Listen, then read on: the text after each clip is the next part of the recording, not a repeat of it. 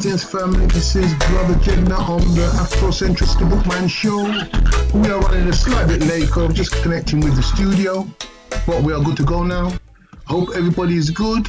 We are continuing to read the book, Our Story. We're going to continue with that. We are still finishing off the chapter by Malala Karenga. So what we'll do, we will continue with that, okay? I hope everybody is good, keeping yourself safe. So Our Story is a collection of lectures which was made by many excellent of our scholars in 1987. And it's an excellent book to read. So we are reading a chapter called The Political Economy of Oppression. So what I do is first define and discuss capitalism, and then show you why socialism, African socialism, in the African image is important, how it is valuable for us in our struggle, and how it links us with the most progressive forces in the world. Now, some already deny an African socialism. It is said that you've got socialism in Africa, but there's no African socialism. This is essentially A.M. Bubbles' argument. I can't argue the deformation of socialism in Africa, the pimping and posture of some states. What I'm arguing is the cultural possibility of Africa and Africans making a definitive contribution to socialism through practice. Greetings, Herb. One love, my brother. And I am arguing that social historical specificity marks and shapes all thought and practice. It is neither true nor wise to content what the Soviets practice, the same socialism as in Cuba, or that of what the Cubans are practicing in the same socialism as in Zimbabwe, or in Angola, or for that matter, in Tanzania. What one has not sameness but similarities, general themes that are reflected in all, but culturally specific aspects to each of them. Thus, an African socialism would be and is rooted in a common cultural practices and values of Africa and of African people. Even though some similarities to other socialism is in essentials and is a vital part of the world socialist project in its most democratic and humanistic form. To return to capitalism, capitalism is a social, socio-economic system defined above all by private ownership of the productive apparatus, i.e. raw materials, factories, machines, etc., and the perpetual pursuit of profit. The capitalist has continued to appropriate various aspects of profit. The capitalist has continued to appropriate various aspects of the earth, land, water, and sell them. It is only a matter of time before it bottles the air and tries to sell it also. Capitalism turns everything into a commodity. And when we discuss sexism, I'll show you how our human relationships themselves are turned into commodities. And our family forms become another commodity form in which women and their bodies are part of them are brought and sold under various guises. Given the appeal of sexuality discussions, I know that is going to be most instructive. As an African socialist, we ought to argue and struggle against the private ownership of the means of production. No one should control the means to satisfy human needs, because these who control the means are set to satisfy human needs, at the same time control those people with those needs. If I've got what you need, then I've got you too. I'll coerce you into your compliance. It's wrong for the 2 or 10% of the people to control the 80% of the wealth. For if a people got that much wealth, then they've got an equal amount of power, and they will exploit and oppress others with the power, which is a very good point. So if you control 80% of the wealth, you are controlling the people as well. Secondly, capitalism means the ruthless, perpetual pursuit of profit. Profit is the most important thing. In capitalism, it is everything. The person is not important as a person, but as useful labor. The land and water are also not important, or as our ecosystem. It is a source of wealth and exploitation. Thus, land and air and water are polluted, and persons exploited, enslaved, and deformed because of the main thing is to accumulate wealth. Thirdly, capitalism means the exploitation and deprivation of workers and their labor. The Quader contends, so the Quader is an African cultural concept, philosophy. Quader contends, as I said earlier, that the workers and their labor is self-creating, self-defining, and self-confirming, and self-developing activity. It is the way we build our world and confirm ourselves to the world. But due to the need to sell our labor, power, deforming activity engaged in and out of the compulsion to make money in order to satisfy our basic needs. Often people get confused between toil and labor. In our context, in the African American context, we call a job a slave. Now that's instructive because it reflects its unfree and coercive character. I've said labor is so important because it is self-coercive character, because it is self-defining, self-creating activity. It creates me as a teacher. It defines me as a teacher. It confirms me as a teacher. If I say that work is so valuable, how is it that our people call a job a slave? It's because we are enslaved for our labor, and our labor was deformed and deforms us. Thus, it became a toil, a slave. Labor is self-conscious, purposeful. It anticipates finished products at its end. Toil is a person's effort to get money to survive. When writers write and enjoy it, they want to stay up all night. But when workers toil, they watch the clock. And they watch the clock because the work as toil deforms them, deadens them, and alienates them from their labor, themselves and others as well. In the States, we've got a saying, thank God it's Friday. Why do we say, thank God it's Friday? Why not thank God for something new, that something new came? It's because we want to get off work. We don't want revolution or recreation. We want relief. But if it were work, if there were great art, great music, great literature, one would not seek relief, but more time in fulfilling work, i.e. creativity. So great and meaningful work identifies you, and you want to leave your name in history, and you want your children and your relatives to be proud of you, to respect you. But as for toil, you just want to get rid of it and go home. Thus, capitalism undermines this very human activity and makes us hate what makes us real. Fourthly, capitalism involves a grossly unequal distribution of wealth. Even though wealth is a collective procedure, even though wealth is a collective product, a few own it, the majority of it. All the wealth that you see here in Britain and France or Spain or the United States, the masses created the wealth. Labor creates wealth. It just doesn't drop from the sky.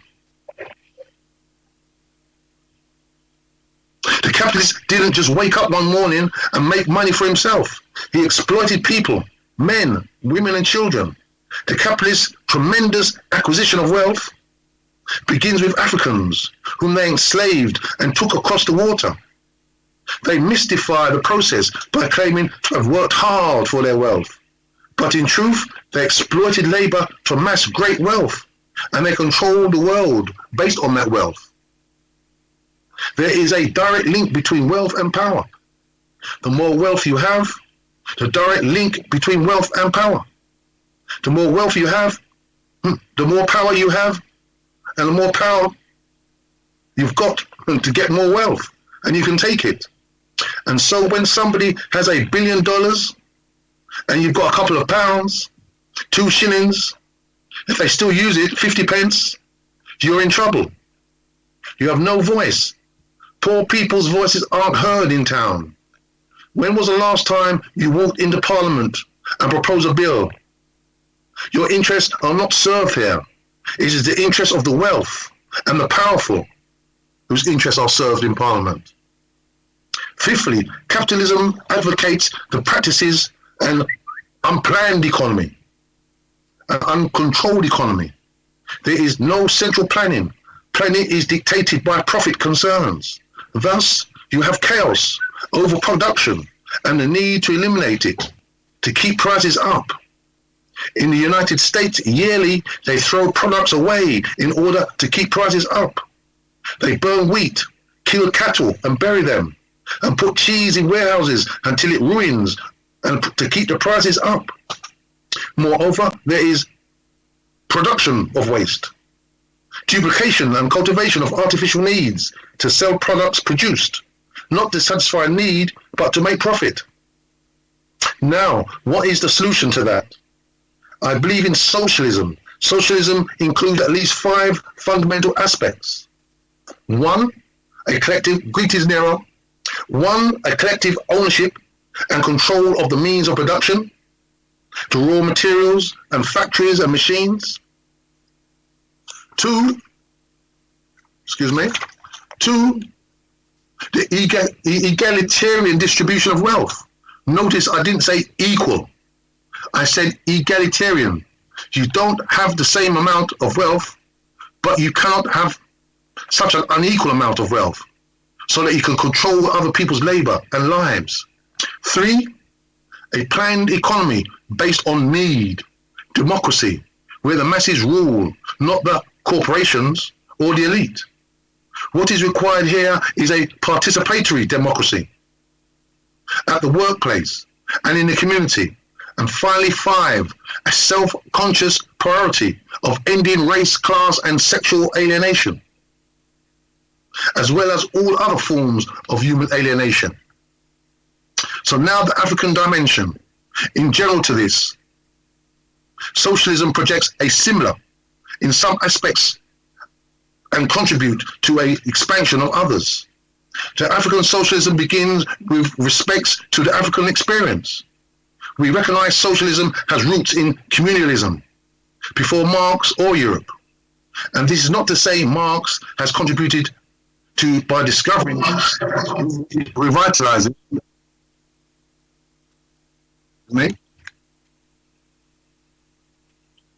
So this revitalizing, expanding on the best of our tradition and experience. Secondly, as Kwame Nkrumah said, recognize that communalism is the traditional ancestor of the socialism. We also need to make socialism in our own image and interest, in terms of the context in which we live. And so it will be real for us. We reject wholesale importation of doctrines from another time and place. Moreover, we accept no European pope for socialism, and we don't name ourselves after their heroes. We respect African origins and contributions to socialism as a world practice. And at the same time, we respect European, Chinese, Vietnamese, Cuban, and Marxists, whatever other contribution to the socialist world project, and borrow from and build to it. After critical study, we make a synthesis, both tradition and reason of our history, and current needs and knowledge. Thirdly, African socialism stresses the primacy of the community. Thus, community, which is the kinship in time, space, and culture, and self-definition, seen as primary in African socialism. This is important because a lot of times in the forms of socialism and communism, the individual is not respected in the same way that it should be. Our concept is one person in community, not the individual alone, alienated and almost against the community hostile or abusive to the moral autonomy and dignity of the human person. Fourthly, African socialism advocates a collective ownership. Excuse me 1 minute. I'll change his glasses. Excuse me. Fourthly, African socialism advocates collective ownership of the means of production, as I said earlier. Fifthly, it supports an egalitarian distribution of wealth. Sixthly, it advocates the appreciation of the essentiality of labour. And finally, African socialism advocates respect to the entire needs of the human person flourishing. It is for us just imperative to satisfy material needs, but also intellectual, cultural, and spiritual. Sometimes vulgar forms of socialism reduce the human personality to its material dimensions and needs gets, denies, and reductively translate the other needs. We hold that we must respect the human personality and respect his or her need for freedom, such as bread. Freedom is essential to human development. And when I say freedom, I mean not only freedom from want, toil, and domination, but also freedom to fully realize ourselves as humans. African socialism shares a concept of the human personality, which recognizes and respects the human person, supports him and her thrust to flourish and fully realize him or herself in the community. So this is the Afrocentric BOOKMAN Show, reading the book Our Story. So fifthly, sexism is the third major contradiction in society in the world today. By sexism, I mean thought and practice that is used to justify, establish and maintain unequal, exploitative and oppressive relationships based on gender. It may be on the part of men or women, but it is most widespread against among men to reduce women or men to their gender and discuss it as if it were their destiny. It's moral and negative to our struggle for liberation and a higher level of human life. So thus we want to get away from using gender as a way to establish, maintain or justify unequal, exploitative and oppressive relationships in even disrespectful ones between people. In capitalism, our relationship, as I said, have been shaped by major contradictions. Racism, capitalism, and sexism are formed by these, but racism and capitalism inform our sexism. That is to say, capitalism turns our relationships into commodities. Racism makes us hate ourselves and hate each other in such a sexual term that it is negative to positive relationships. Thus, there is a problem of redefining what our relationships should be in capitalism, racist and sexist society. But I'm concentrating mainly on blacks. That is the problem that I raise. Well, that is the major concern of this lecture. But before I am pressed, let me say that the problems I have raised here are not presented as a definitive of all relationships. For surely we have many real and strong relationships. But the problem is urgent enough to merit our attention. And we must always strive for higher levels of human life. What has happened here is that we have such a deforming context. Many of our relationships have turned into connections rather than relationships. By connection, I mean a short-term association on the mutual misuse of one another's bodies. In other words, many of us have quick associations. We don't get deep with each other. We are ashamed and afraid to get deep with one another because the world around us makes love look like a sickness or a weakness. European makes Hollywood movies instructs us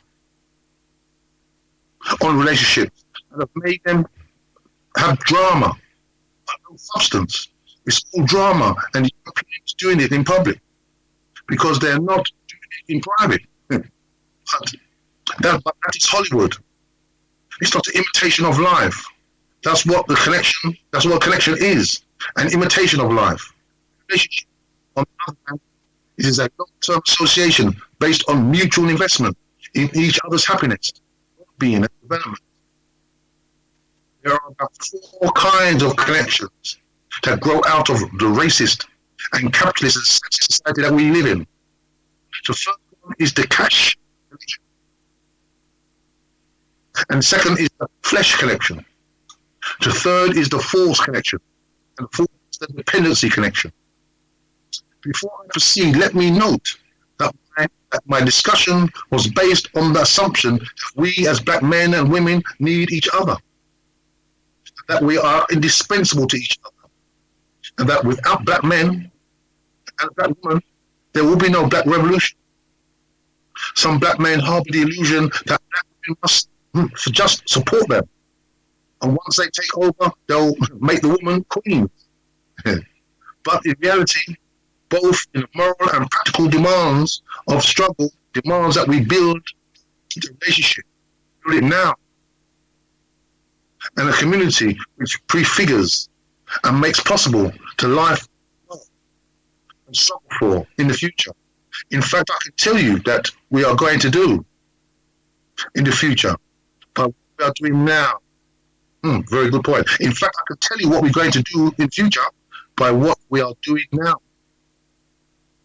And as an African proverb says, if you know the beginning well and the end will not trouble you.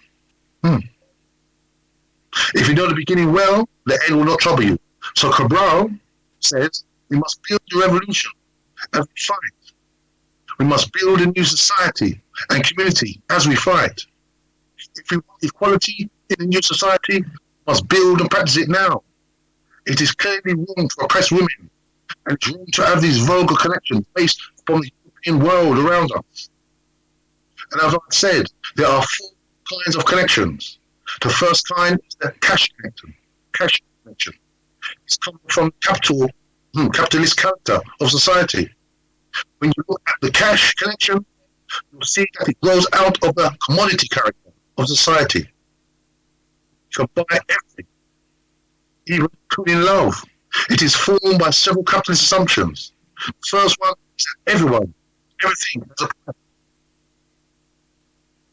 A brother told me one time that if you can't buy it, that means you don't need it. I can be the best woman in town if I have the right amount of money and the right car. Every day people are putting their best money forward.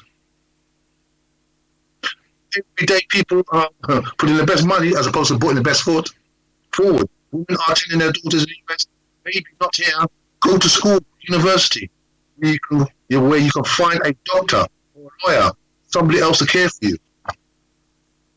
You think about that. You're telling your children to go to school so they can find a good husband, maybe a good wife, who knows. Not that you yourself. These with no money or material means are judged unworthy in such a context. In other words, they're not talking about a person's character. They're talking about cash flow, sovereignty, and liquidity.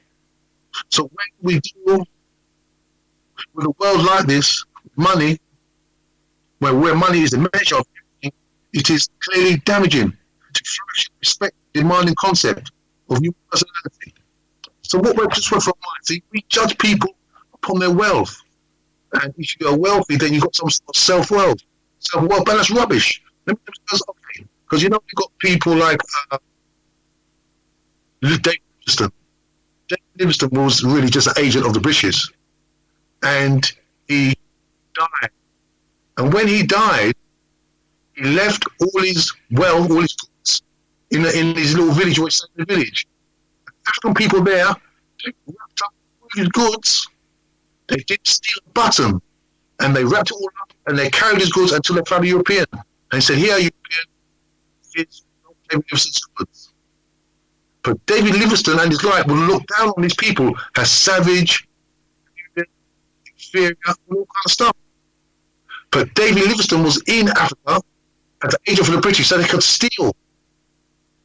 And he is looked viewed as superior. But the Africans who wrapped up all his stuff didn't steal it and hand it over, carry it to the family to give to you. They're just as about that. Let's be serious. The people who we think are superior, because they're wearing these suits look like things, we think they're better. They're a good person. But the Africans, humble Africans, had a beautiful culture. They did not steal. They did not cheat. That's why I say we do not need Christianity to make us good people. Why? Because we're in African culture. If you practice African culture is about good character. So where you go, you can character. Why did Europeans come to Africa? The Bible. So they could steal everything they find. Remember, Europeans came to Africa with their Bible, and they broke every commandment in the Bible. And if we have followed their mindset, we believe that they were superior people. Let's go to Africa to steal. The people in Africa, to steal anything, which we're told to look down on. It shows you what culture is. We think civilization is wealth. But civilization is how one treats another. Your relationships with your family, within your community, within your nation. So we really need to think civilization is. Then continue. So those with no money or material means are judged unworthy in such a context. In other words, they are not talking about a person's character, they're talking about his cash flow, his solvency, and liquidity. So when we deal with a world like this, whereas money is the measure of everything, it is clearly damaging to flourishing and respect-molding concepts of personality. There is an old song in the United States by Ray Charles, which says, "Hit the road, Jack. And nobody come back no more, no more, no more." Yeah. So someday the woman says, "I don't care if you don't. If you do, because it's understood that you ain't got no money. You just ain't no good. Oh, Jack. I'll come back no more, no more, no more." So I think we all know that tune by Ray Charles. It seems harmless and a joke. It is a real and it's instructive. How can a mother dress her daughter up and give her daughter to a class consciousness that would eliminate so many black people as unacceptable, mate? She's asking for material credentials, not moral ones, and thus she does not realize that the man she thought would be a good doctor might also be a freak. But she and her daughter are only concerned with his class status. Culture. We're adopting a European deformed culture. She and her daughter are only concerned with his class status. Often, we don't want to believe we have class problems. But we do have class problems, not only in terms of male and female relations, but also in terms of people that collaborate and unashamedly with people who rule us.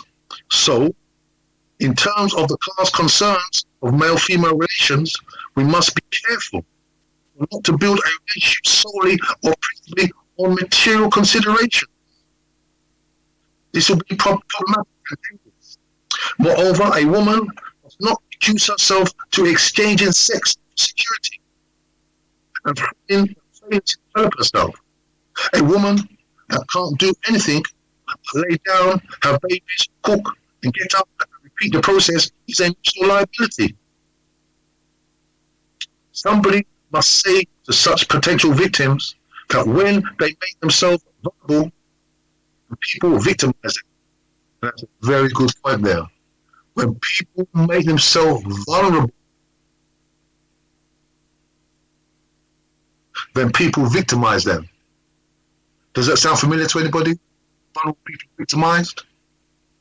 They must be strong enough where they can set equal terms at the beginning. For as I said, if you know the beginning well, it won't trouble you. African proverb.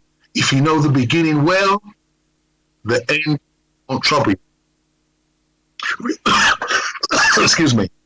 Regardless of male claims that take care of women, they must also be able to take care of themselves, their family, on cooperative basis. Even though we talk about loving forever, we move slowly through time. And the same man you said that you give your life to and for, you wind up wanting to take his life. It's tragic, but it happens.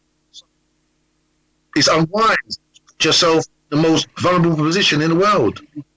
Ask, why am I victimized?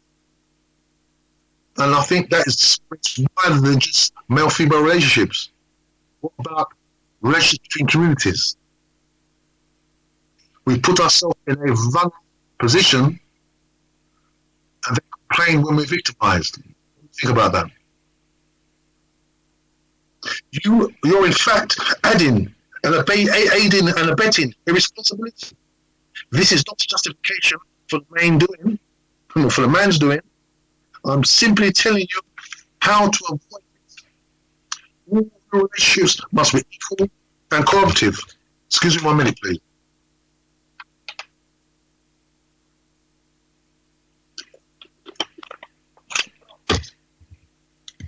So I've got a comment here. One moment, please.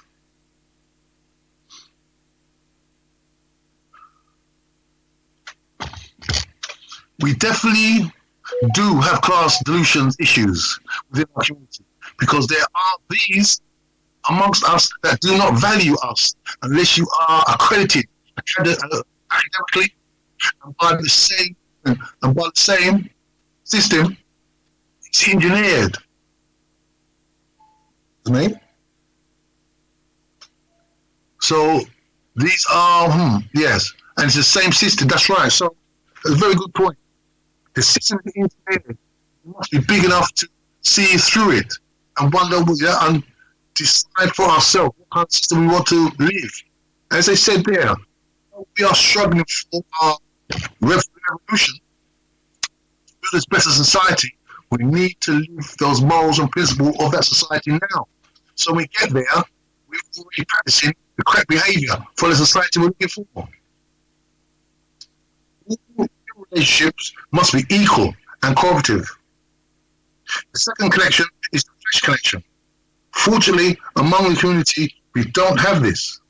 But in the larger black community, we are affected by the white man flashing of the flesh of his woman.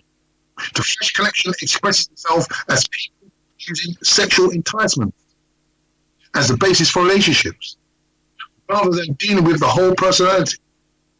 The sex connection, or the flesh connection, is one of the main problems of relationships in a capitalist, racist society. That is to say, after all liberation talk, excuse me, the woman, after all liberation talk, is a capitalist, racist, and a sexist. That is to say, the woman, after liberation talk, is seen as still an object of sexual consumption. And many people carry right on going along with that thinking of that male-female relationship can be based on or held together by sex. Relationship was based on sex. Not love, is it? So what happens when sex is no good? That's the end of the relationship.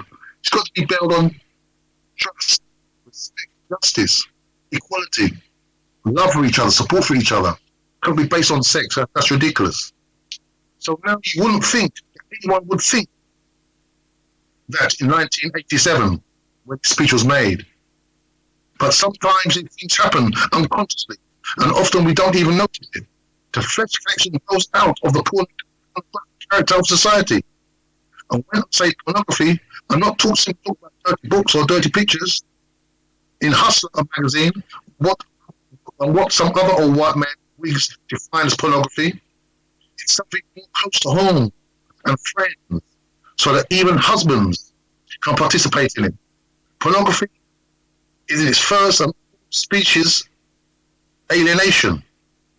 To say it is a failure to recognize only half of ourselves. And until our species half, make ourselves whole. Thus, we see ourselves as an object of sexual consumption rather than a necessary part of human personality. So the first thing to notice about pornography is that you have the woman as an alienated being and that a man uses for his own benefit without consideration of what she wants or may need. Secondly, pornography is an objectification of the human personality. As I said, one takes the woman and uses her as an object, and used and disused. Thirdly, it's a fragmentation of the human personality, reducing one's body now to an object, to its usable parts. It is refusing to see the woman and beyond the penis and vagina, buttocks and breasts, or obscenity, open mouths on television. Much of this pornography is expressed in and comes from the European advertising of his woman.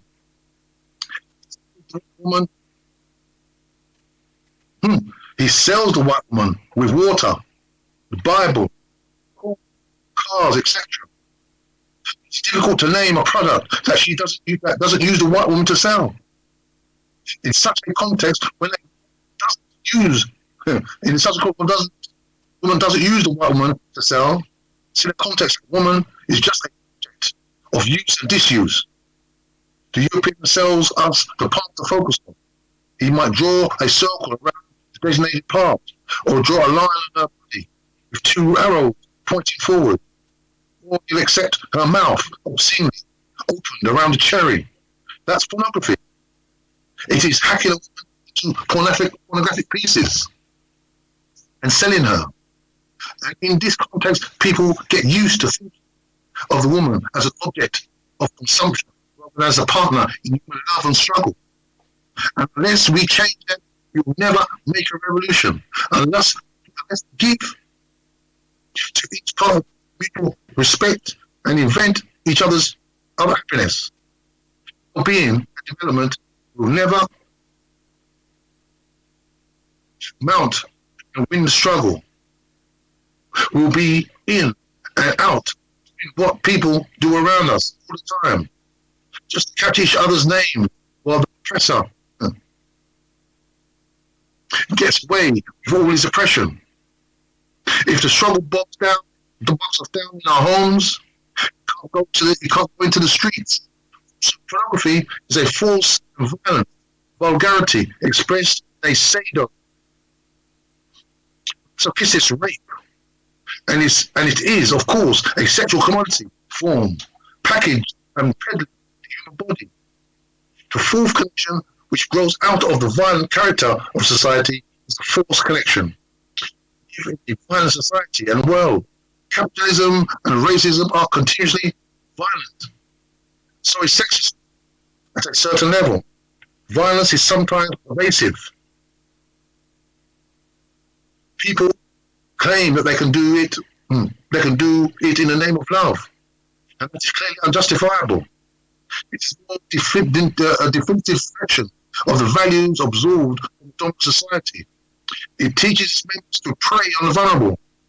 This happens in domestic and international relationships. The United States says that it hates communism, mines Nicaragua harbors and supports marauders called Contras in the attempt to overthrow the legitimate government of Nicaragua. But it struggles to have good relationship with the USSR, which is strongly militarily, not tolerant such moves. So thus it bombs and savages the most vulnerable.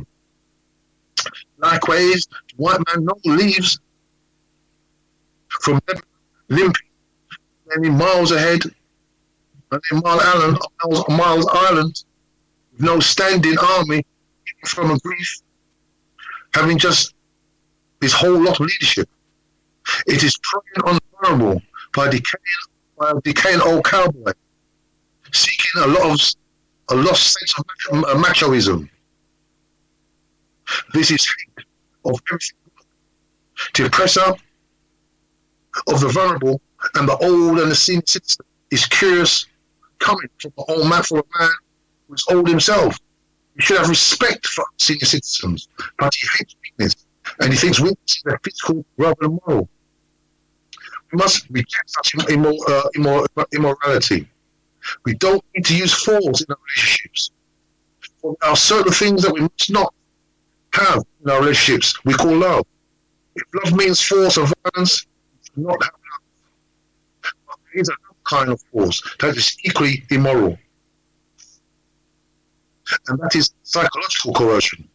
It is trying to limit women's roles and possibilities by harassing and labeling them, calling them matriarchs and lesbians, and mannish, because they don't get an idiot that can't count two without being coached, tell them what to do. This might sound harsh, but I'm speaking about brothers who I can't believe are into this. So we are talking about somebody else. Our need is to complement our women, to share responsibility, love and struggle. Our task is not to victimize our men, but to engage in mutual investment in each other's happiness and well-being and development. We destroy our own strength by oppressing our own woman. I can tell who you are, not by what you claim at the meeting, but how you treat a woman and the most vulnerable person.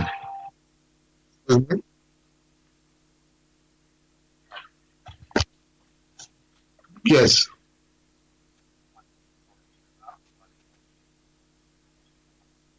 Okay, give thanks. Okay, bless. My apologies. So male-female relationships are important.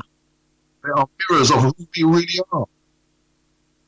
You can say you're for equity and equality, but on your own practice, only your practice will prove it. A woman might say, I'm for equality, I want to see what she does. She's at home with her man. Does she whine and change her voice, or does she speak up? Moreover, as Chris said, you can measure the quality of social life by the quality of social relationships between the men and the women. And that is the one reason I criticize the socialist countries. Should be modeled for male-female cooperative relationships. But they have not achieved the promise of socialism. In our organization, women have the same role as men have. In fact, even in the areas of security and political leadership, women play equal roles. However, in the socialist countries, they put women over education, but never over defense, never over finance, over the army. This was and is the promise of socialism, and we must not wait for a miracle to make it work. If we do not plan life doesn't come out as it should be. If we don't care to teach people it should be and give them the context and the support to be it, they'll never be what it should be. Take the example of how the white man tied our hands and our legs after a while, stumbling around the street. Then he has the nerve to ask us why our civilization declined. Working for him. To ask, that's a very good point. He has to ask us why we're so poor when he appropriated human and material resources. Thus, the man has no right to say to a woman who can't do anything that he's part of the problem, that she can't do anything. That is the reality. We must have this kind of dialogue, but we cannot conduct it like the Europeans, calling each other names and understanding.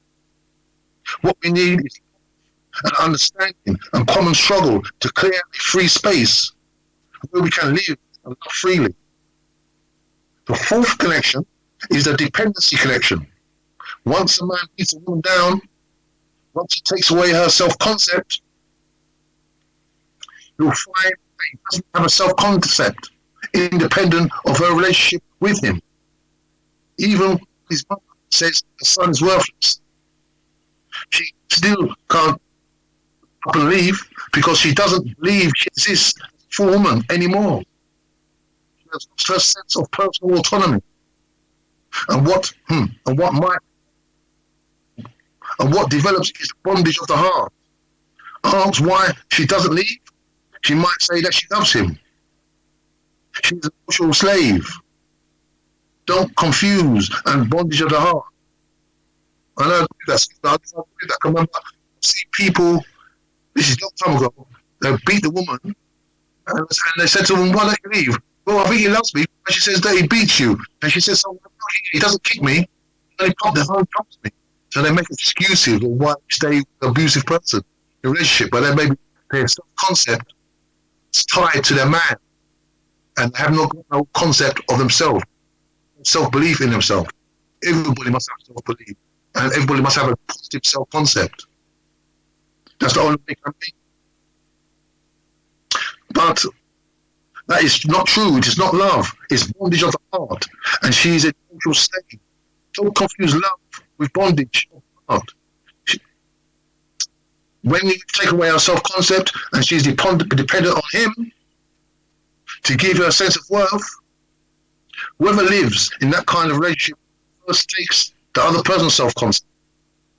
And that's why the woman says, "I'll never love again." Why? Because the person's taken her self-concept. She doesn't believe she can get it back. Or she's so angry, she refuses to image another relationship. But there is a problem with that. First of all, she lets the man win twice.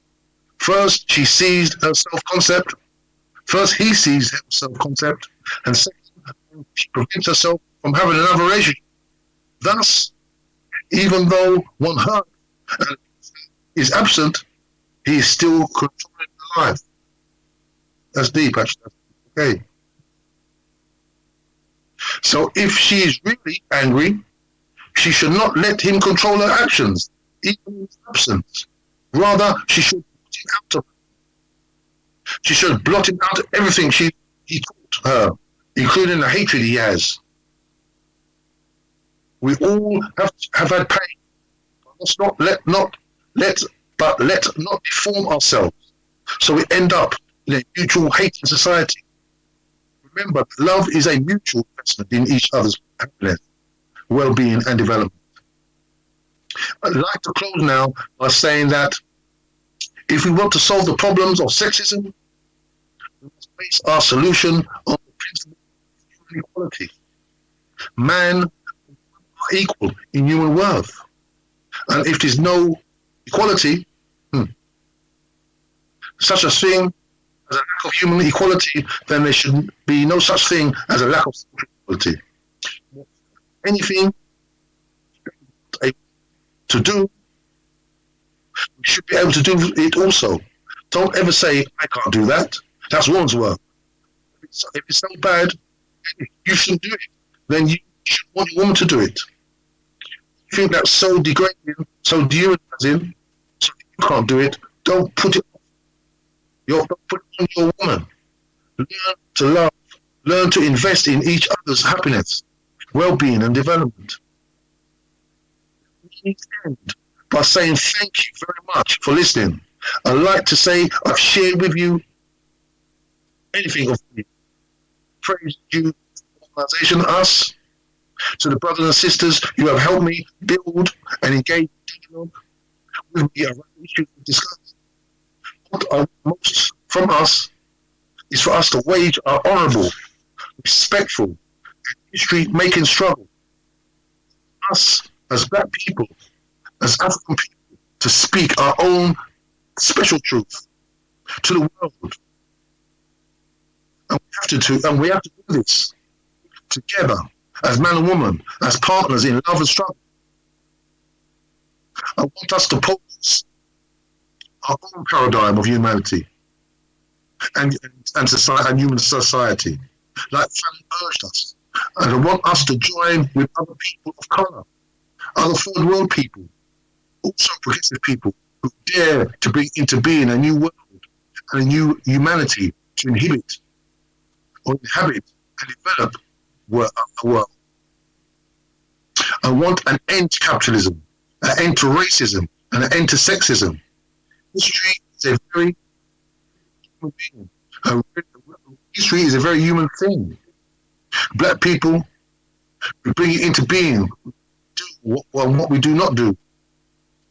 We don't know how much contribute to the existence of capitalism or racism or sexism by our own actions.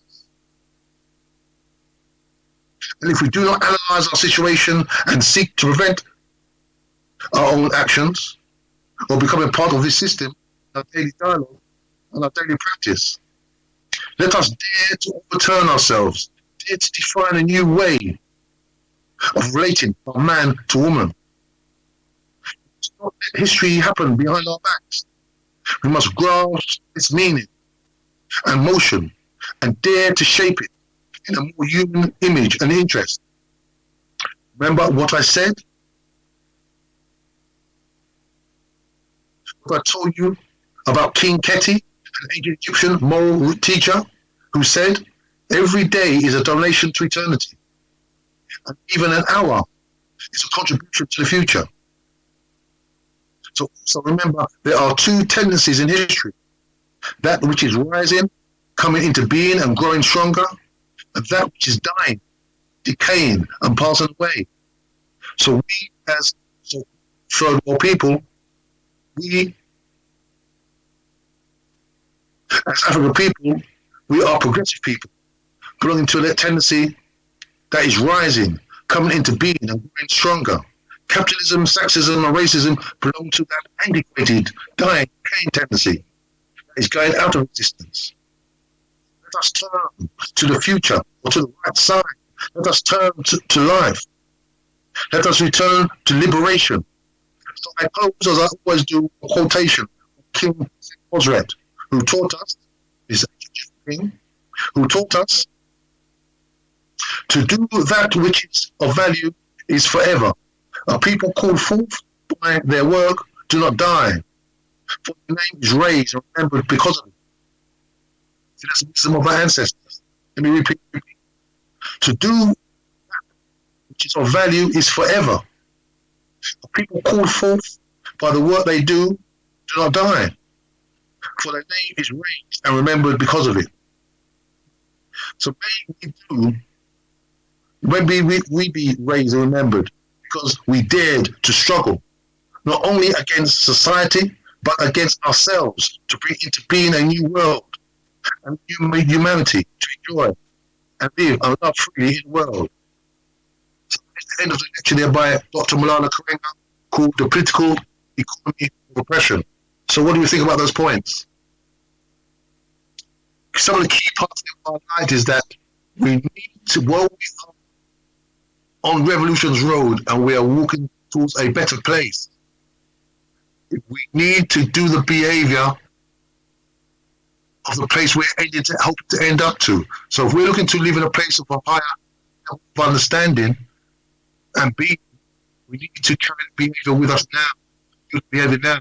So when we get to our destination, we're already doing the things that we need to do within that society, for that perfect society. And also, capitalism makes everything a commodity. A woman's a commodity. A woman's parts are a commodity. Water, air, everything's a commodity. That's what's wrong with capitalism. It's not about human relationships. It's about getting profit, more profit. That's why the West wants to own everything. That's why the West are in Africa. They own everything. So that's some of the things. I've got some questions and answers here, so I'm going to continue with these questions and answers, yeah? So, question. This is from the audience that's wanting to speak, yeah? Dr. Malala Karenga. Question. When you said that America lost its collective ID to fire run out of the struggle for equality out there, how do you see black people in America now and towards our position for the next century? With Reaganomics, have created a fairly successful black middle class, which is exactly what Thatcher has attempted to do here, again, to divide black people. This was before the turn of the century, or yeah? This is the answer. The question is, how do I, given what I said about the loss of collective vocation in the United States and the creation of a black class in the Reaganites of the right wing, or really the development of the capitalist system there, How do I see the future of blacks in terms of where they are now? First of all, every struggle has ups and downs. And if you read the history of Cabral and the struggle for the liberation of the Guinea-Bissau, he has ups and downs, even at the end of the struggle. You have to struggle in Congo.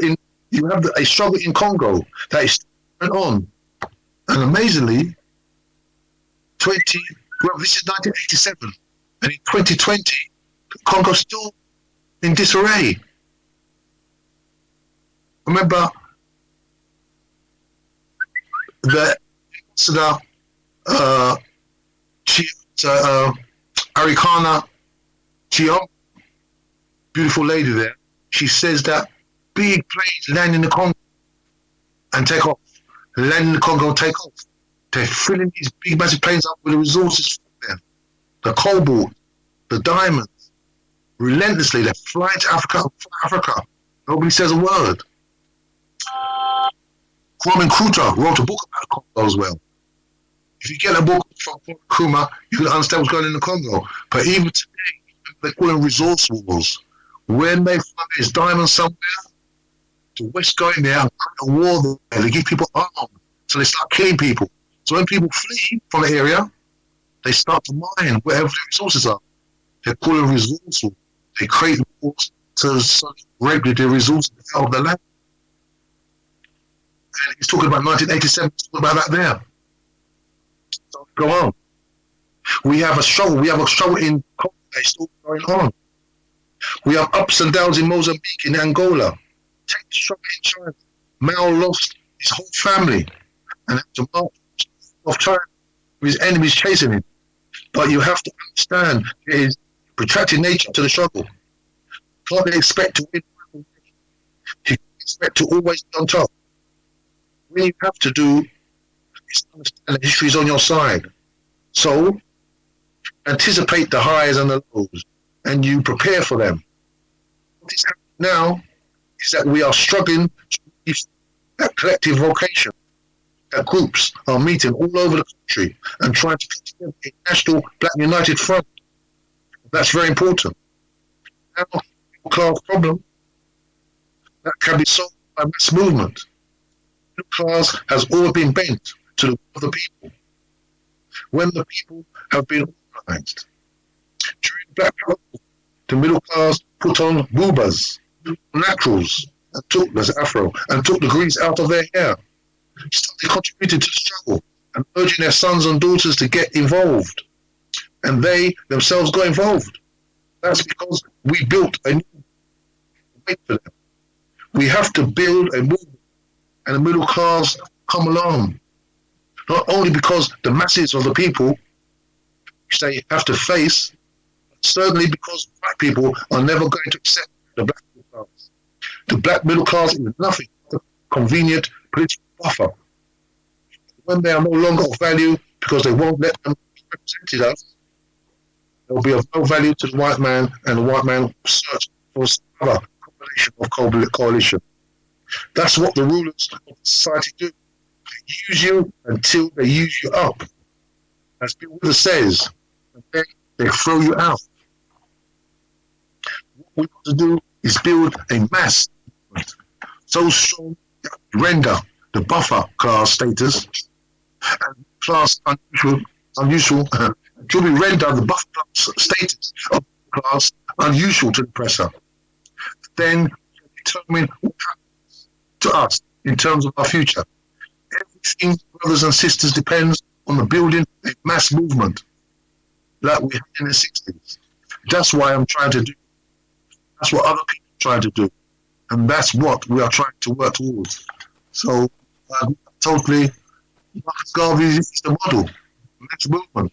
You can achieve a mass movement. Individuals, you ain't going anywhere. The next question. If it's true that blacks were the first people in the world of civilization, how come we are what we are now? And this question is always asked over and over again. So listen to the answer from Conda.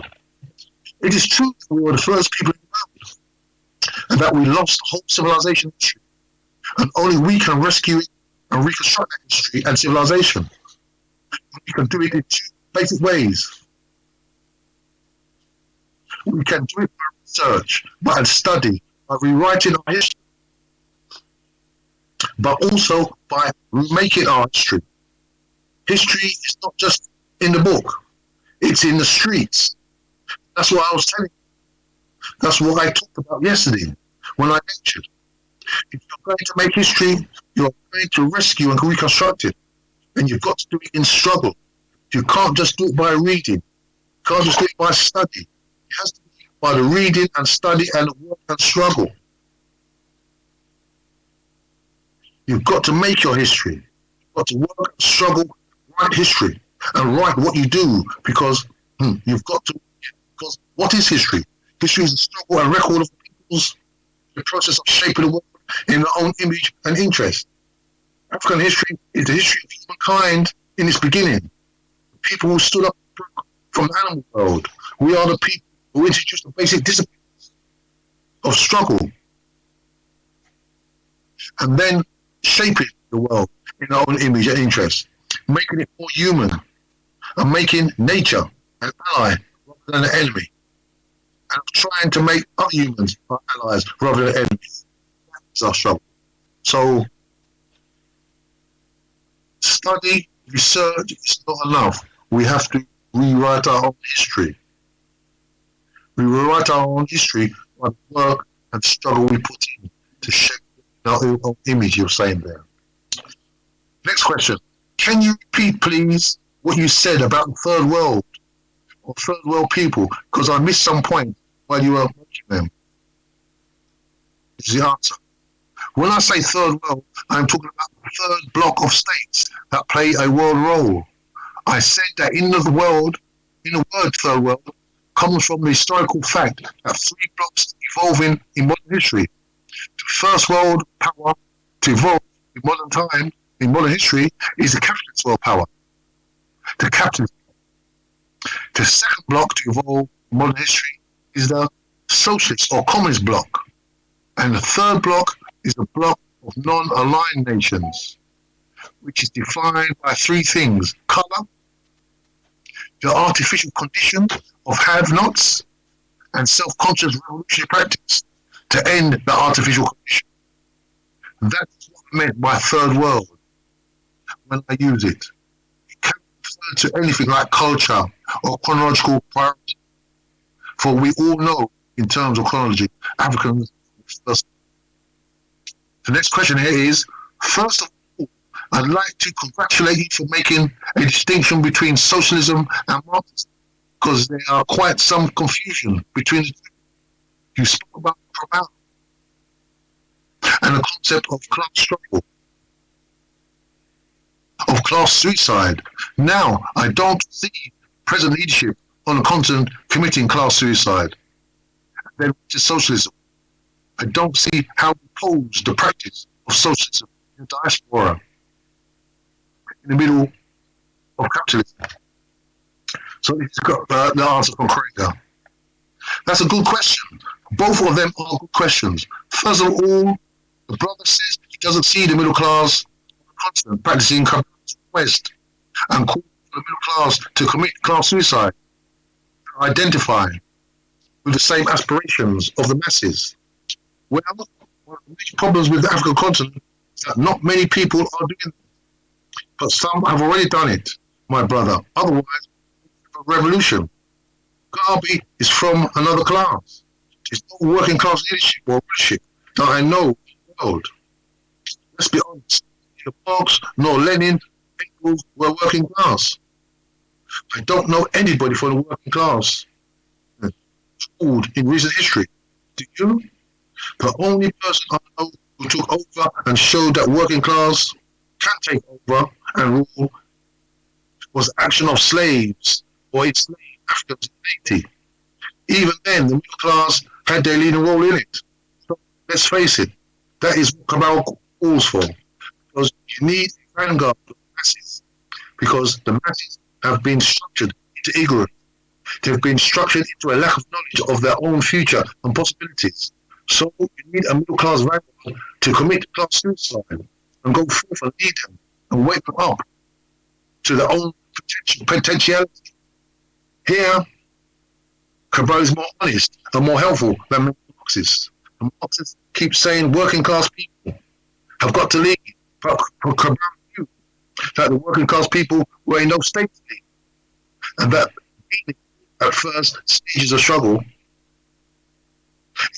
the middle class commits suicide, lives, become self-conscious agents of their own liberation. So really, don't see that. That is the problem with Africa. The problem in Africa. They've got a flag independence, but they still, as Nkrumah said, suffer from neo-colonialism. You've got to fly your flag and keep your economy in control at the same time.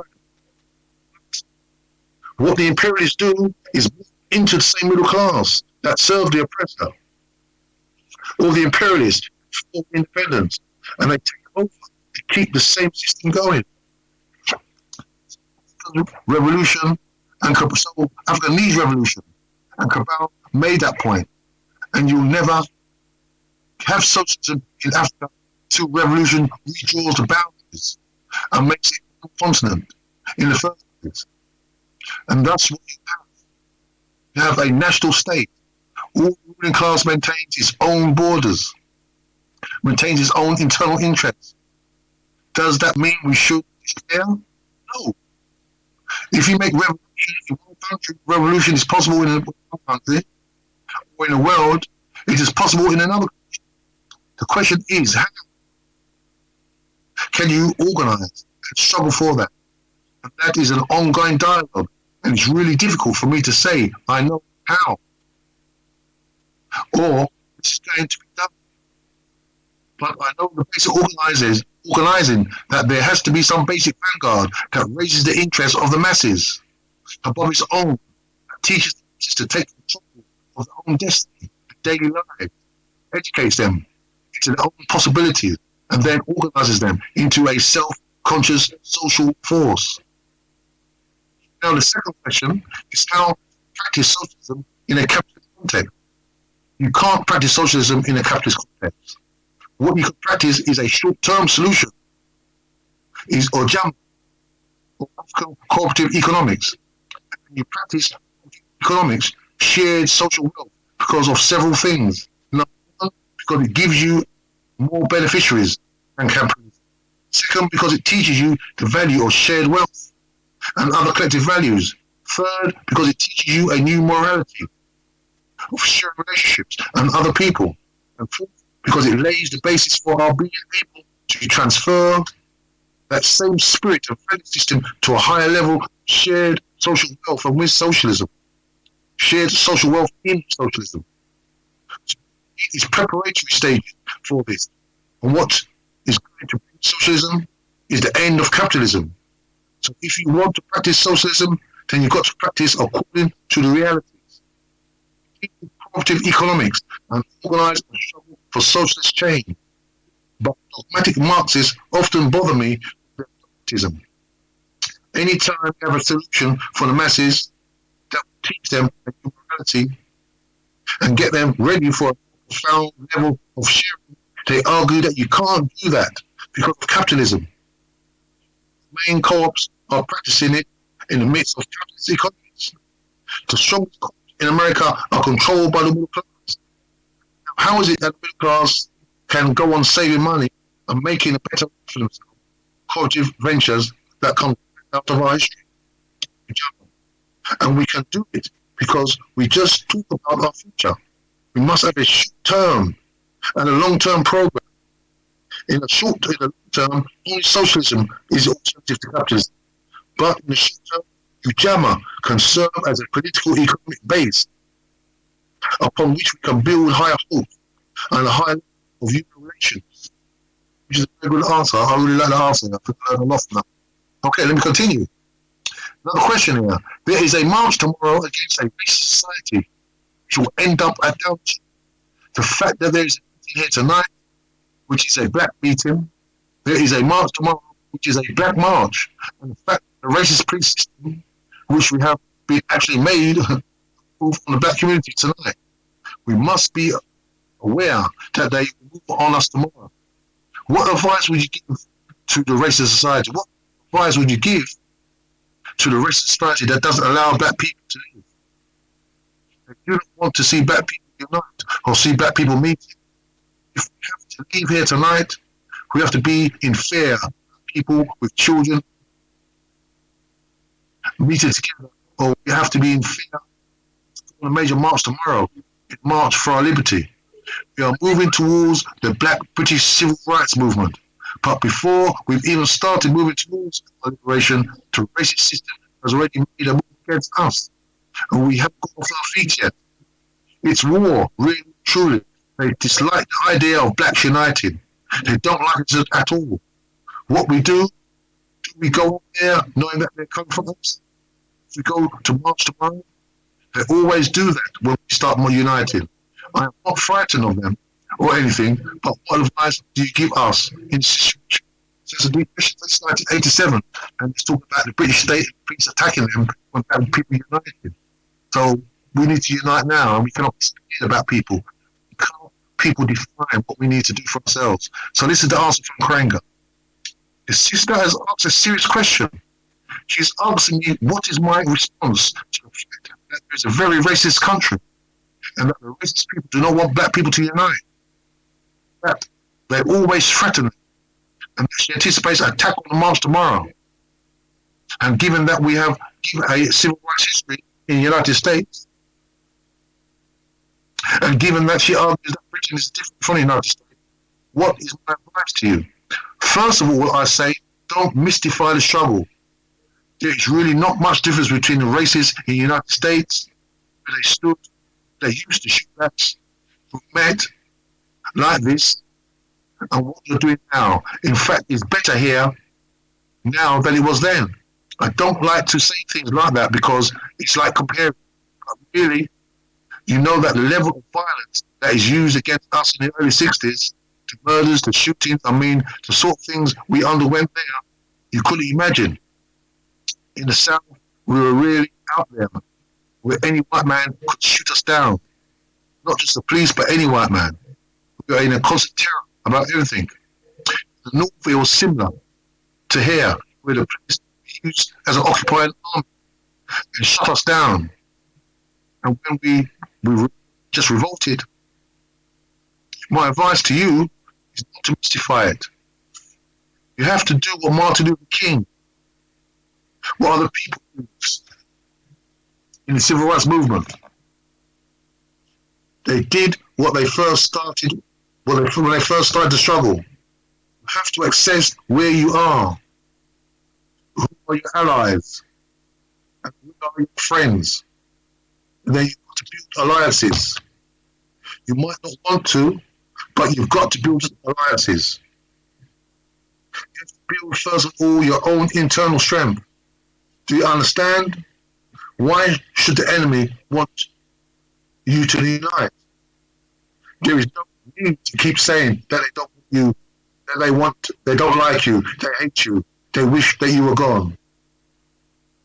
That they wish that you would wake up one morning and not see your black face. Do you understand that? So, already you know that. So, what do? You don't make a conversation out of that. You steel yourself. You make yourself strong. And you say, I am willing to bear the burden of my struggle. That's what we said when we walked down the street and we walked into the fields and the lonely roads in the southern part of America. You have to bear the burden of freedom. You have to pay the price of freedom. And you have to walk down the road and bear that line. You have to know that you have what you have done and what you can, and even when you are outnumbered.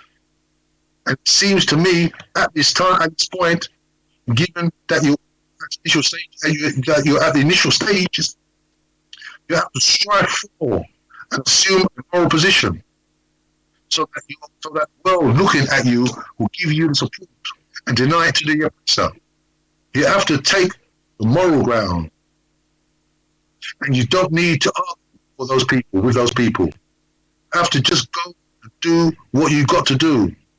You don't have to sit around and call them names, provoke them, give them excuses to attack. You just have to work and make your statement to the world. Are you making a statement? You're not making a statement to the Prime Minister or President, are you? You're trying to make it to the world. Keep that in mind. You're trying to present a moral position to the world that you are being oppressed. Say that with dignity. Say it with honor. Say it with bravery. Say it with audaciousness. Don't forget who we are. But you cannot expect the white man not to respond to the beautiful and human affirming things that you want to do. They don't like it. And they don't like it. And they didn't like what you're doing. You are strong, looking around and daring to make a new life for yourself. So that's the answer there. So take the moral high ground and don't call people names. He's saying, speak to the world. And it's easier nowadays because the internet and all these social medias around. Speak to the moral world and go for take the high ground, moral ground. That's what Martin Luther King did. Like his non-violent stance. Non-violent stance is good for a movement. It's not for a way of living because you can't be non-violent, people killing you. However, to create a movement, then say you're non-violent, you must get a high moral ground. You get support by other people. Another question.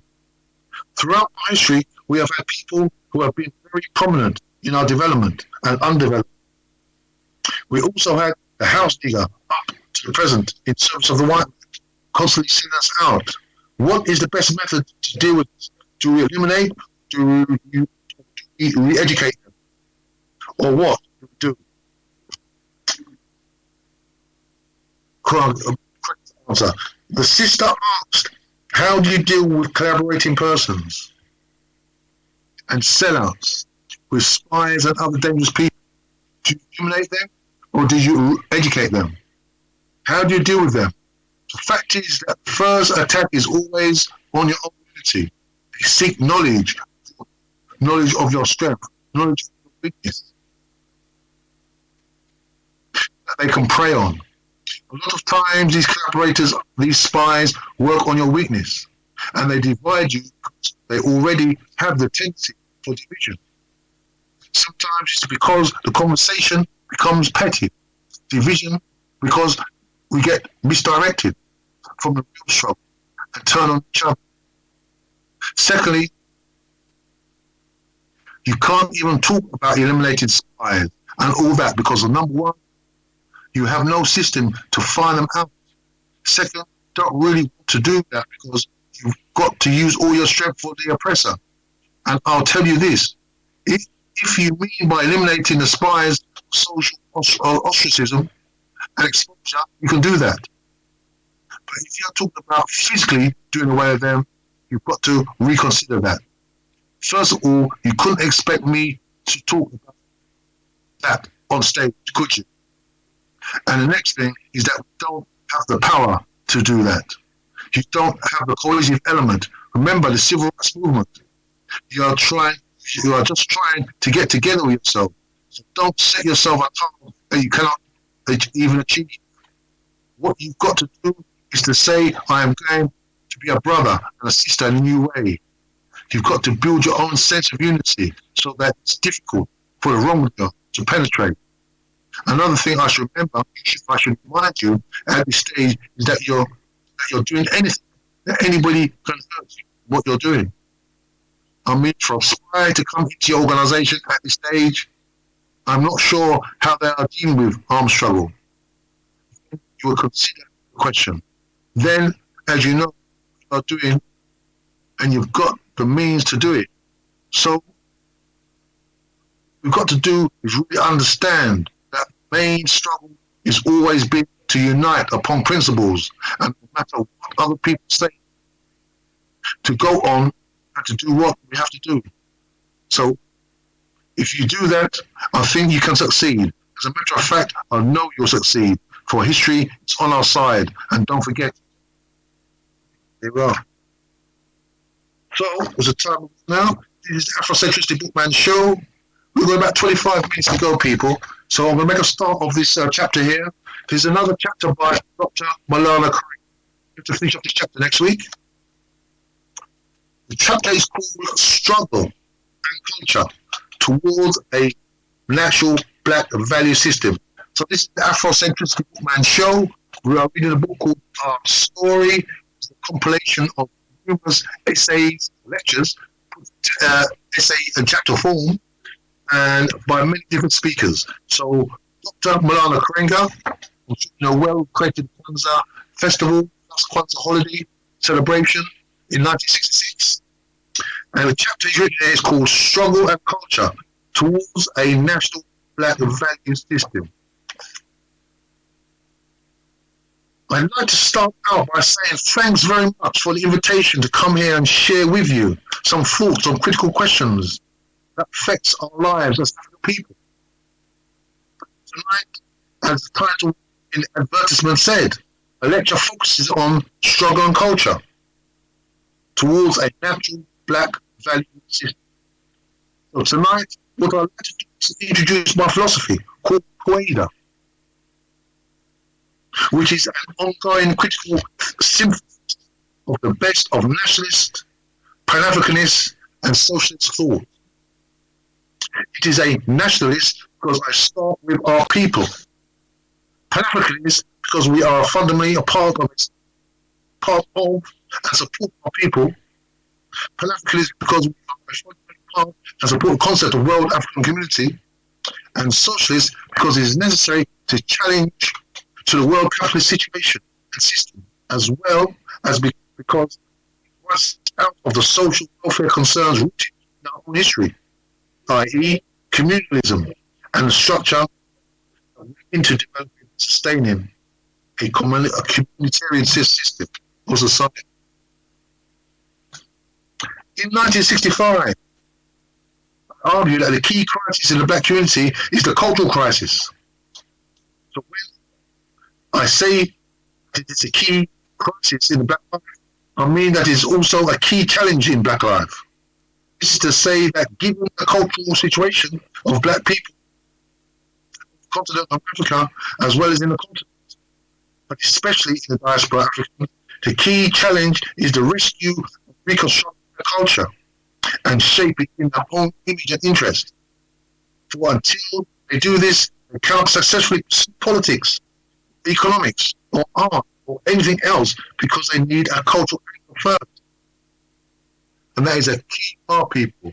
Until we have a foundation of culture, everything else we do will not be strong. Chances are we'll fade. We must have a cultural base. Our politics fade if we don't have a cultural base. Our economics will fail if we don't have a cultural base. Culture is our immune system, but it must also be our foundation. We need to move back to our African culture. That is the root of who we are. Everybody has a culture. We cannot adopt somebody else's culture and expect that to last because it's not ours. We are the oldest people on the planet. We must have our culture. African culture is the strongest culture in the world. Why would I say that? Because African culture gave the world language, medicine, astronomy, mathematics, spirituality. I could go on and on all day telling African culture, yeah? All the founding principles of society came out of African culture. Strongest culture in the world. So why would we want to adopt somebody else's culture? We must go back to our culture as our foundation. Then that will strengthen our politics, our economics, our spirituality. It will strengthen everything we intend to do. We must move back to our culture. So his system is called Quaida, which links Pan-Africanism, nationalism, and culture all together. So I move on. I'm even more convinced of the centrality and even indispensability of a cultural revolution amongst blacks in order that we can rescue, reconstruct our history and humanity and begin to shape our lives in our image and in our interest. So now we say culture, or now when we say culture, I want you to understand But I'm not talking about a creative art. Most people, when they talk about culture, talk about art, music, and literature. To me, it is just one aspect of culture, creative production. However, when I talk about culture, I am talking about the totality of thought, practice by which a people creates, celebrates, maintains, and develops itself, introduces itself into history and humanity. Repeat that. However, when I talk about culture, I am talking about the totality of thought and practice which a people creates itself, celebrates, maintains, and develops itself, and introduces itself into history and humanity.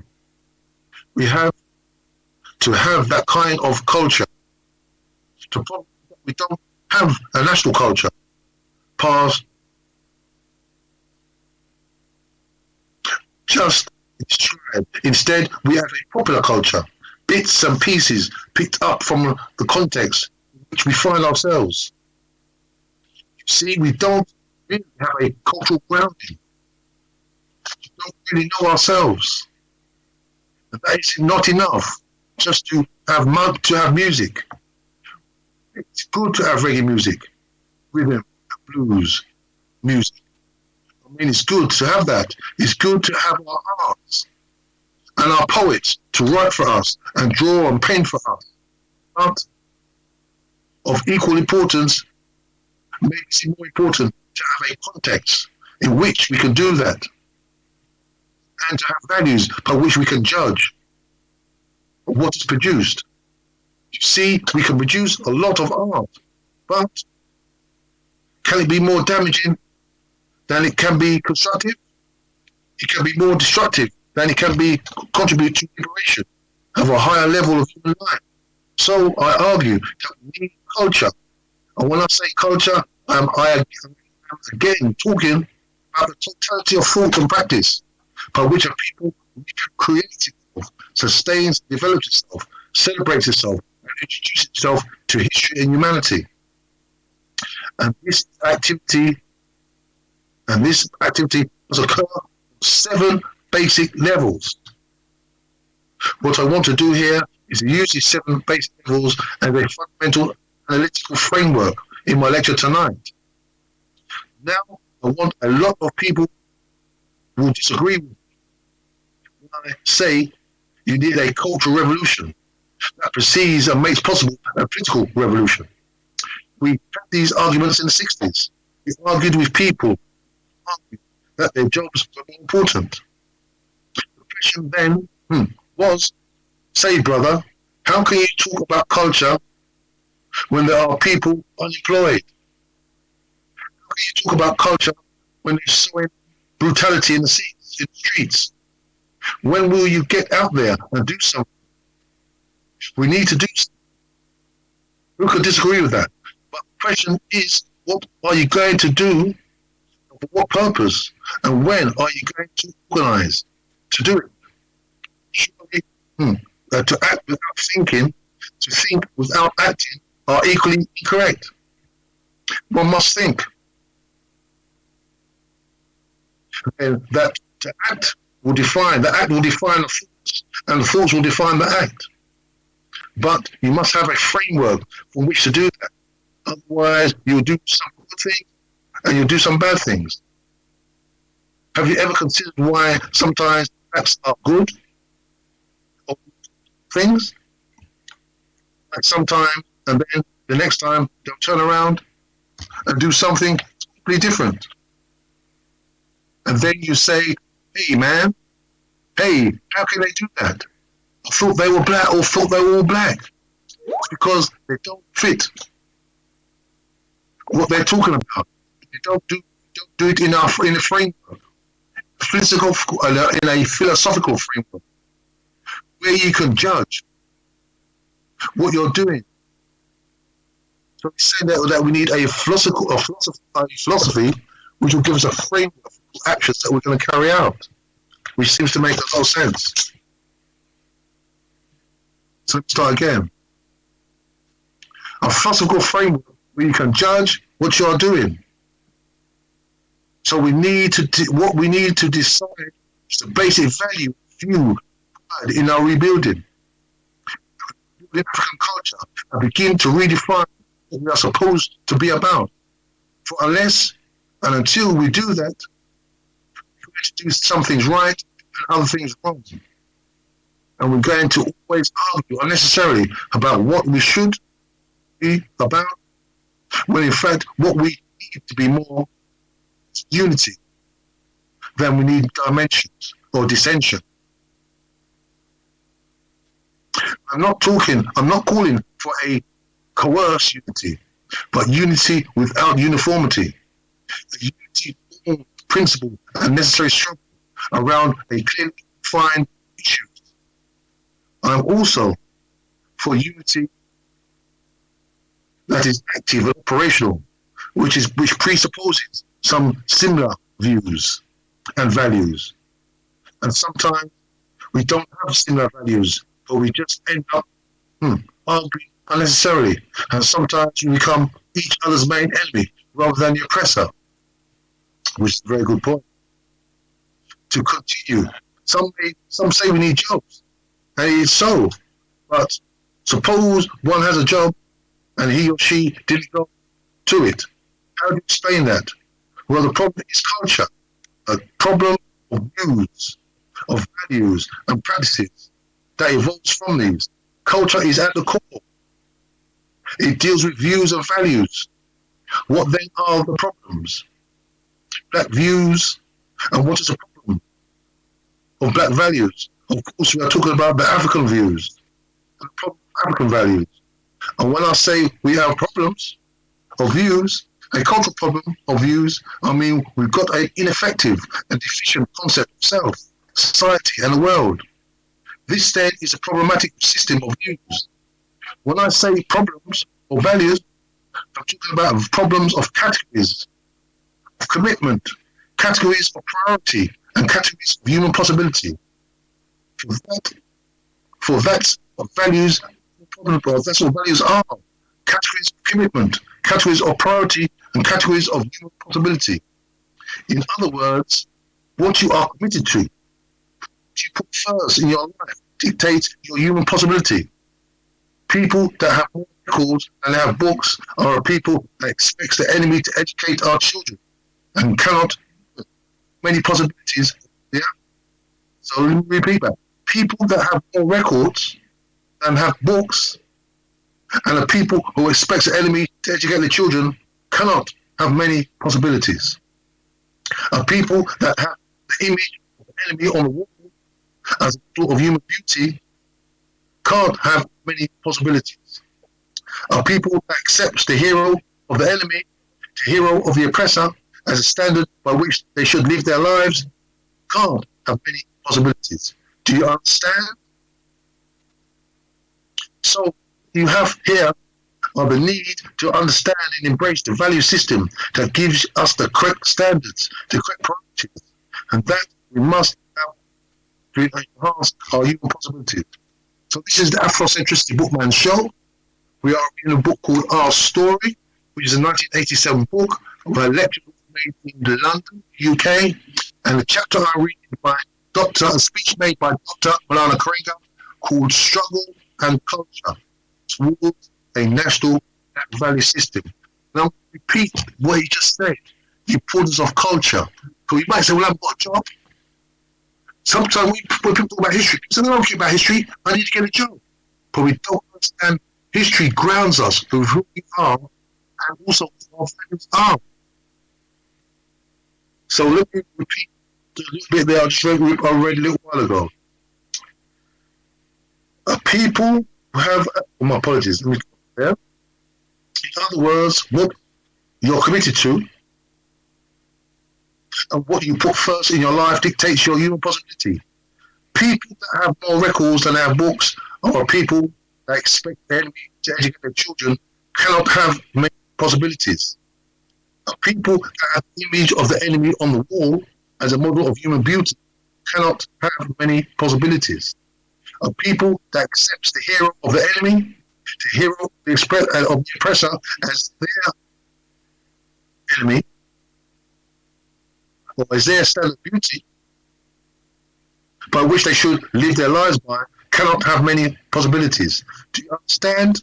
So that what we have here is a need to understand and embrace the value system that gives us the correct standards, correct priorities that we must live by and that we must have to enhance our own possibilities. Human nature is human possibility.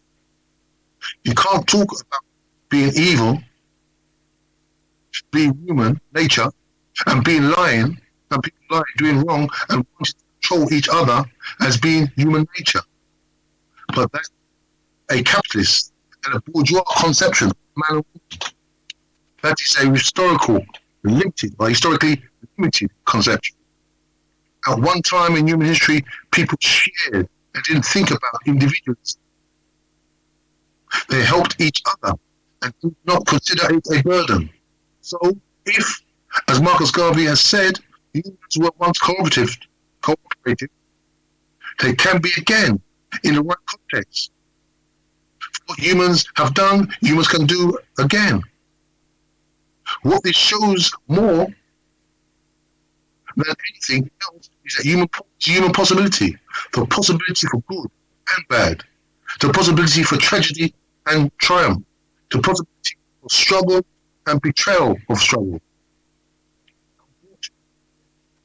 You've got to do, or what you've got to make sure, is that you have the positives, is to have the correct views and values that you're going, that are giving commitments and priorities that enhance your possibility. And what we as African people must do is sit down and work out for ourselves the 7 fundamental areas of culture with the kinds of values and views that we ought to have. But before I turn to that 7 areas of culture, which tells us what kind of culture we must have, let us look again into this whole argument of what you're going to do about jobs, what you're going to do about education, and what you're going to do about housing. This is called by some nuts and bolts, concrete activities out there, working with the masses, organising the masses. But you see, all this is posturing. In the final analysis, you go out there, you really have to have a clear-cut program, a strong ideology, by which only you can judge the people by history, but judge yourself. What is needed is a system of values by which you can hold yourself to and the masses up to a mirror, praising and criticizing as a context and practice demand. Without this, you cannot be successful as you might be. Also, when you talk about jobs and housing, you're running into 2 or 3 problems. First problem is that there are people who have jobs that don't go to them because they don't have the right value for them and work itself. There are people in the US, and they must be here too, don't have access to college or go to college, but they end up in the students' union playing cards and watching those freak shows. They put soaps in America at a time when they should be in the library. Clearly, they don't have the values for education that they need. We say that blacks need housing and so, but suppose that they had housing and they don't maintain it because they don't have the value for it, because they don't feel a stake in it, because they don't know what it means to do for themselves and to act as if they're leaving a legacy for 1,000 years. You must have value for. You must have value for that, and you must also be a plain and value. It must be an educated value, for if it doesn't come from the skies, no, ideas don't come from the skies. They come from the social context which we owe to our existence. And here it is clear that what you must do is break the hold that the dominion dominant society has over us and on our minds. We have popular culture, but struggle and change demands a national culture. So I'm going to leave it there, people, and we're going to start this again next week. Okay. So we need to understand culture, and we need to understand popular and national culture. So popular culture is like everybody does. Everybody goes to the theatre, or to the shops, or they buy some books. It's what everybody does, yes? But the national culture is the culture of your people, of the things and the values and the ideas and the beliefs that one people have. We need to move back to our own culture. Some of us don't quite realize that we do have a national culture, but our national culture is rooted in our history. And to understand that, we must really understand what is African history, what are the highlights, what are the great achievements, what are the things that our people held up to guide us through life. This is what we need to go back. We cannot adopt the culture of people oppressing us, people who adopt racism, sexism, things like this as their norms. We cannot act like that. We must go back to the old. Some people say, well, African culture is old. But culture is not old. Culture changes through time, but there are tenets of culture that we must always stick with. And the great part of culture is that we come from the Southern Cradle. And the Southern Cradle have unity, have love for the family, love for women. We are matriarchal people in that women are the center of our society. We are about unifying, collectiveness. Yeah, we're not about individualism.